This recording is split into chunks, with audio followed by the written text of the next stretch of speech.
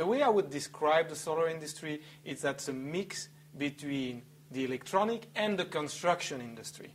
In fact, it's about bringing some of the electronic technology in the construction environment. What is Dow Corning doing in solar? I usually associate you guys with TVs or solar thermal. Dow Corning's blood is about SI chemistry, okay?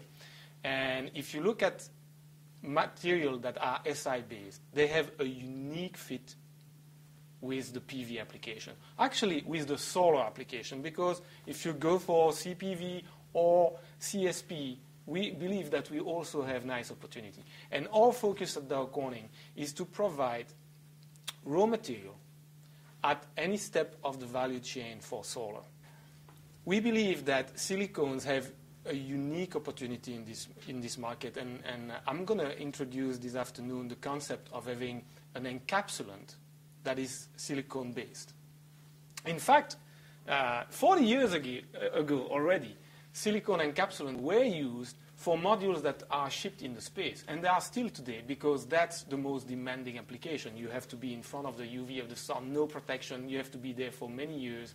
And of course, the satellites cannot fail because the solar power is not there anymore. So that's when, that's why for these specific modules, silicones have been used in the past. What we want to do now is to bring that same technology in the common stream, so that everybody can enjoy the same value. We're going to increase the durability of the module. We are going to increase the efficiency of the module. Why? Because silicones are very transparent, more than incumbent. Okay, so we can capture more light in, can generate more current, and then that means overall a higher efficiency. But also, thanks to our very special chemistry and thanks to the process that we have developed, we can really reduce the manufacturing cost because we are going to be able to produce modules much faster than what the current technology can do. Higher throughput then. Higher throughput. Same factory. Yes. Higher throughput. What we intend to do is to have one module coming out of the line every 90 seconds. And that's at least 4 times faster than the incumbent technology. It's not a drop-in, okay? You need to change your operation, which will bring significant benefits. You also can change the way you sell your finished product. You'll have to learn about selling more efficiency, more durability.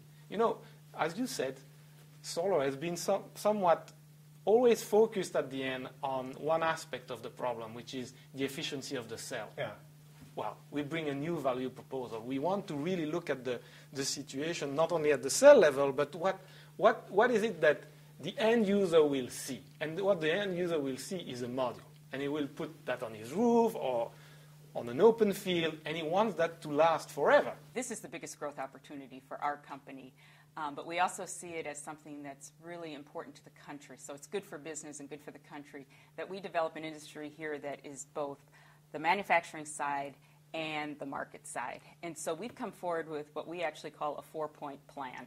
And that includes things like getting the right legislation and regulatory components in place. We have really raised our heads, so to speak, and attempted to take a leadership role in influencing Congress in terms of the legislative agenda that will help to develop the renewables, and in particular the solar industry in America. In fact, in the United States, just in the last 12 years, we went from manufacturing 45% of the world's solar equipment to 7%.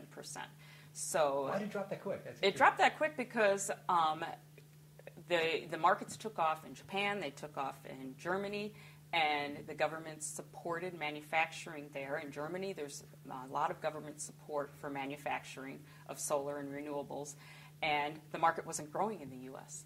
And so while the U.S. has been standing still and actually moving backwards, the rest of the world is moving forward.